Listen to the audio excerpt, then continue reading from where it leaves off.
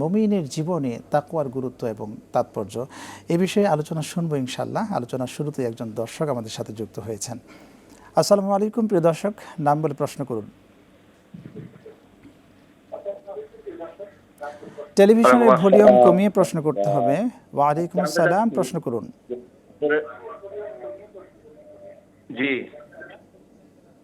আমি জানতে চাচ্ছি যে ফজরের নামাজের পর নবীজি সহি সুন্নাহ।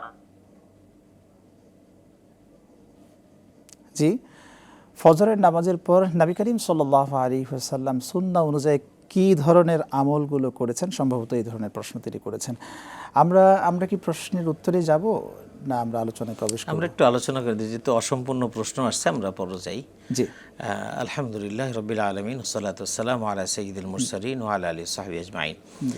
যে তাকওয়ার বিষয়ে তো আসলে রমজান মাসে সমস্ত টেলিভিশনগুলিতে তাকওয়া নিয়ে কথা হবে, বিভিন্ন ধরনের কথা হবে। আমি খুব সংক্ষেপে যেটি বলতে চাই, মানে তাকওয়ার ডেফিনেশনটা আসলে আমাদের সমাজের মানুষ বুঝে না, বলবো না তাহলে মানে একটা অন্যরকম না, বুঝে না সেটা বলবো না, বলছে যে তাকওয়াটা আসলে অন্যভাবে আমরা বুঝি, দাবি অনুযায়ী বুঝে না। তাকওয়া মানে মানুষ মনে করে কি যে পাঞ্জাবি পাজামা পরলাম, আমি ঠিকমতো রোজা রাখতেছি, ইফতার করতেছি, সাহরি করতেছি। এই রমজান মাসে কিন্তু সবাই রোজা রাখবে, সাহরি করবে, সব কিছু করবে।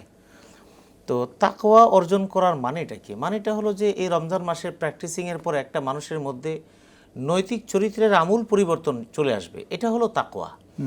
এখন তাকওয়ার সংজ্ঞা বা তাকওয়ার ব্যাখ্যা টেলিভিশন ভর্তি ওলামা একরাম বলতে বলতে যে আল্লাহকে ভয় করা, আল্লাহকে, তো সবাই তো আল্লাহকে ভয় করে। আসলে তাকওয়াটা কি? তাকওয়া হলো ইমাম ইবনে তাইমিয়া রাহমাতুল্লাহি আলাইহি তিনি তাকওয়ার যেটা বলেছেন, এটা হলো পৃথিবীতে সবচেয়ে গ্রহণযোগ্য তাকওয়ার সংজ্ঞা। আল খাউফু মিনাল্লাহি মা ইমতিসালি আওয়ামিরিহি ওয়া ইজতিনাবু নাওয়াহি। আল্লাহর ভয়টাই কিছু না, বিষয় হলো আল্লাহ যা নির্দেশ করেছেন তা মানা, যা বারণ করেছেন তা পরিহার করা। চমৎকার, তার এক কথায় শেষ। জি, এখন রোজা রাখলাম, আমি তাকওয়া অর্জন করতেছি, সরকারি টেবিলে বসা আছি, মাথায় টুপি, কপালে দাগ, বিশাল বড় দাড়ি, বিশাল বড় মস্ত বড় অফিসার, কিন্তু আমি কি বলতে পারবো এই রমজান মাসে সচিবালয় 1 টাকা ঘুষ লেনদেন হয় না? কোটি কোটি টাকা ঘুষ লেনদেন হচ্ছে। যার কাছে ফাইল যাচ্ছে তিনি রোজাও রাখছেন, ইফতারও করবেন, সাহরিও করবেন, এবং তিনি সরকারি টাকা অনেক বড় বড় ইফতার করবেন।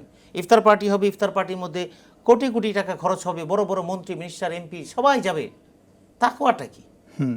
তাকওয়ার মানেটাই হলো যে তাকওয়ার মানে হলো যে আমি রোজা রেখে আমি 2 মিনিট আগে আমি একটা খেজুর এরভাবে ধরে বসে আছি, 1 মিনিট আধা মিনিট আগে যে আজান দিবে আমি এভাবে ধরে আছি, এমনকি বাসায়ও কেউ নেই, তারপর আমি খাচ্ছি না কেন?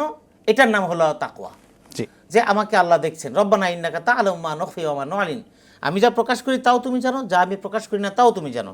তাহলে খেজুরটা আমি মুখের সামনে নিয়ে, গ্লাসটা আমি মুখের সামনে নিয়ে, জুস এবং শরবতটা মুখের সামনে নিয়ে বসে আছি, কখন আজানের শব্দ শুনবো তখন আমি টেলিভিশনের মানে ওখানে টেলিভিশনের স্ক্রিনে আমি এই কাউন্টডাউন দেখতেছি, সেকেন্ডের 10 থেকে 9, 5 এভাবে যাচ্ছে, আমি তখনও মুখটা ধরে আছি। যখনই শেষ হলো ওই টিভি স্ক্রিনের মধ্যে আজানের, তখন আমি বিসমিল্লাহ দোয়া পরে আমি খাচ্ছি, এটাই তো আমি রোজা রাখতেছি। এখন যেই আল্লাহর ভয়ে আমি 1 সেকেন্ড আগে আমি শরবতটা মুখে নিচ্ছি না, এটার নাম হলো তাকওয়া। সুতরাং ওই আল্লাহর ভয়ে আমি অন্যের মাল কিভাবে আমি চুরি করি, আমি কিভাবে আমার কাছে সরকারি একটা কাগজ আসলো সেখানে ফাইল বন্দি করব, সেখানে আমি বাজেট যেটা হওয়া দরকার আমি বিভিন্নভাবে করে ফেললাম, আমি দোকানদার ভেজাল মাল দিলাম, আমি কেনা মাল আমি 10 টাকার মাল আমি বিক্রি করতে পারি 20 টাকা 30 টাকা বিক্রি করতে পারি, আমি সেটা কিভাবে 100 টাকা নিচ্ছি। আমি ব্যবসা করতেছি এই রমজান মাসে 800 টাকার একটা মাল, সেটার মধ্যে স্টিকার লাগায় রাখছে 25,000 টাকার, ভোক্তা অধিকার ধরতেছে, তারপরে ভেজাল মাল দিতেছি, ভোক্তা যাচ্ছে, সেখানে আমি প্রতিবাদ করতেছি। কোথায় তাকওয়া তাহলে? এখন আমাদের হুজুরদের সংজ্ঞা দিতে দিতে যে হুজুররা বলছে যে তাকওয়া মানে আল্লাহর ভয়, ওই লোকটা অবশ্যই অবশ্যই আমি আল্লাহর ভয় করি। তা আল্লাহর ভয় করলে তুমি এত কোটি কোটি টাকা 2 নম্বরই করে কেমনে কামাই করলা?